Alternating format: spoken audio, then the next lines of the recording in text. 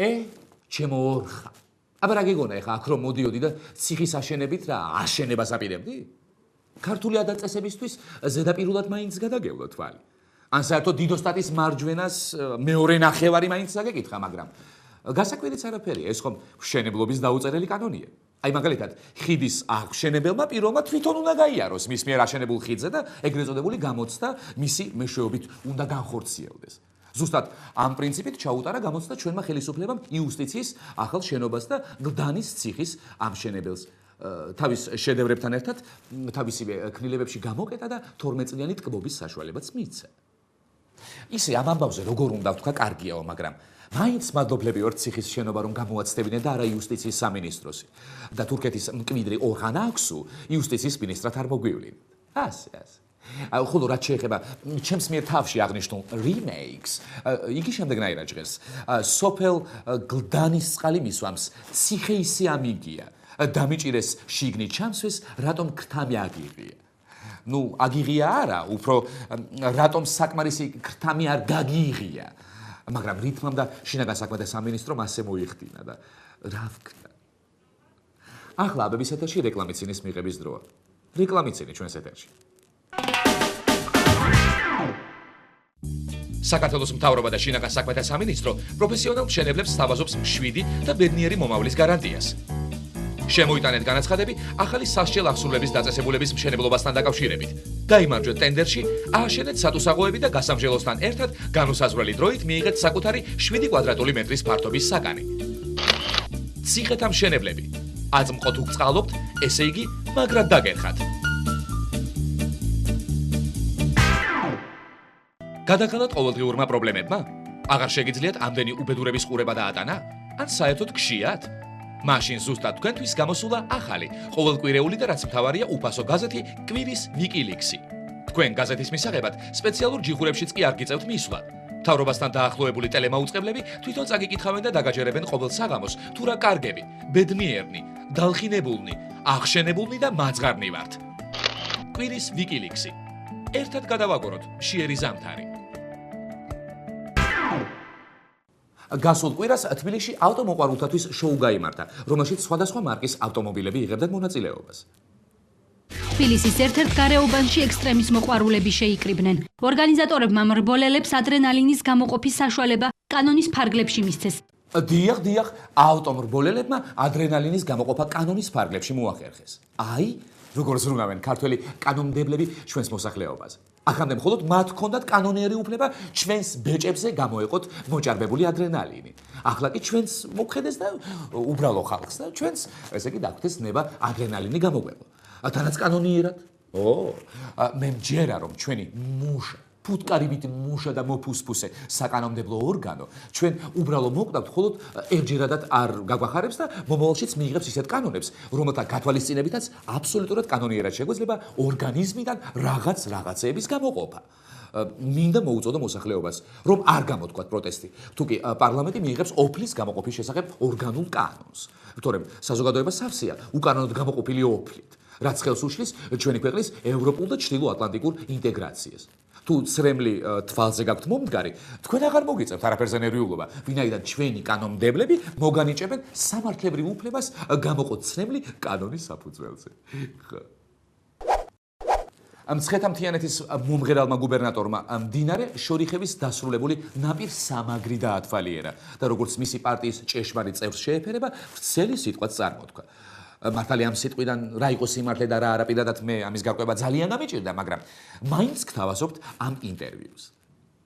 სამუშაო შესულდა, აქ გზა იყო მოწყვეტილი, შესაბამისად მოსახლეობა, რომელიც გზის იქით გაგრძელებას ცხოვრობს, იყო მოწყვეტილი, შემოვლითი გზით დადიოდა და ჩვენ ჩავთვალეთ, რომ ერთ-ერთი მნიშვნელოვანი ადგილი, რომელიც უნდა გავუკეთებინა, იყო ეს. და დასრულდა მუშაობა, ერთ წყალდიდობასაც, ასე ვთქვათ, გამოცდა გაიარა. და მე ვფიქრობ, რომ აქ ის პრობლემა, რაც იყო, ეს გზის წაგება საერთოდ აღარ იქნებოდა. კი, მაგრამ ბატონო გოგა, ეგ ნაპირსამაგრის სამუშაოები სულ ახლახან დასრულდა და წყალდიდობით გამოცდა როდისღა გაიარა. რა, იყო წყალდიდობა და გამოგვეყარა? ვერ გისწავლია მაღლისგან ლაპარაკი. ისიც როგორ იტყოდა. ჩვენ დავასრულეთ მდინარის ნაპირსამაგრის სამუშაოები, რომელიც ევროპულ სტანდარტებს შეესაბამება. ამ სოფელს მანამდე არ ჰქონდა ნაპირსამაგრი, რაც დიდ პრობლემებს უქმნიდა მოსახლეობას. ნაპირსამაგრის უქონლობა ხომ პირდაპირ პროპორციულია უშუქობასთან, უგაზობასთან, უწყლობასთან. ბავშვები ვერ იღებდნენ სათანადო განათლებას. სოფელში არ იყო ინტერნეტი. აი გაიხედეთ იქით. იმ მთაზე ოკუპანტები სხედან და გამუდმებით გვიშლიან ხელს განვითარებაში.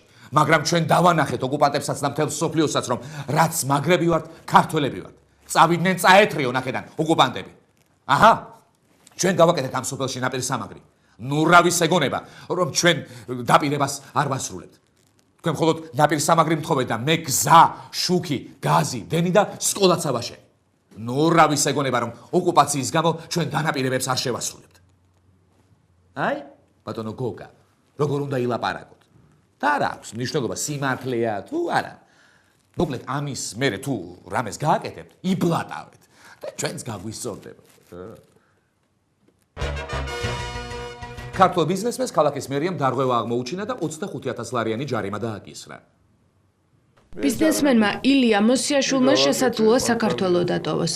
ბაზალეთის კომპლექსის მეპატრონე ამბობს, რომ დედაქალაქის მერიამ მას 25,000 ლარის ოდენობის ჯარიმა დაუმსახურებლად დააკისრა, რის გამოც შესაძლოა იძულებული გახდეს საცხოვრებლად მეორე სამშობლოში, ისრაელში გადავიდეს.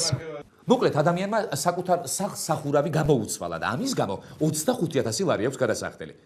მაგრამ მე მინდა ბატონო ილია, რომელსაც აი საქართველოდან წასვლა გადაუწყვეტია, მინდა დაგამშვიდოთ და მას მინდა შევახსენო ბიზნეს რეიტინგები, სადაც საქართველო ლიდერობს.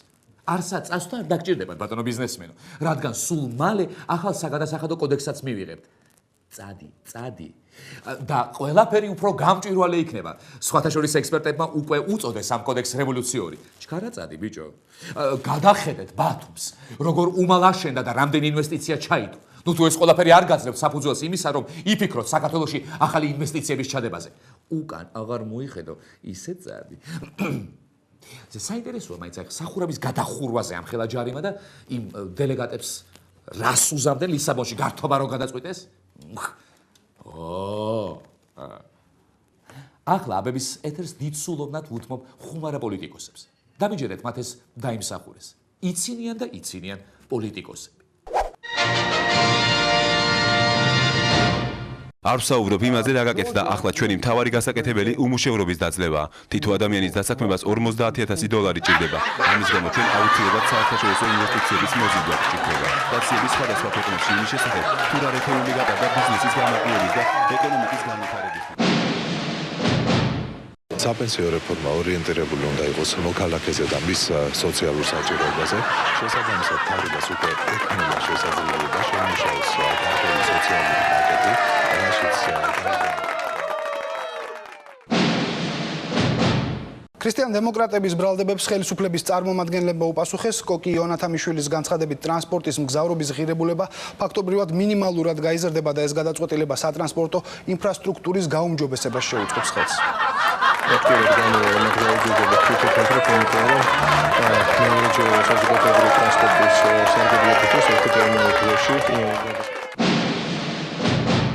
წლების წინ საქართველოს ჰქონდა ძალიან მძიმე ეკონომიკური მდგომარეობა, კორუფციის დონე იყო იმაზე მაღალი ვიდრე რეგიონის სხვა ქვეყნებში. ამიტომაც წავიდა საქართველოს ხელისუფლება ასეთ სერიოზულ რეფორმებზე. რეფორმების სწრაფად უნდა გაატარო, როგორც ეს საქართველოს ხელისუფლებამ გააკეთა, რომელსაც არ ეშინია საქმის კეთების და შეცდომების გამოსწორების. თქვენ გაქვთ ძალიან კარგი საგადასახადო სისტემა. ამ რეფორმებს ჩვენს გავატარებთ.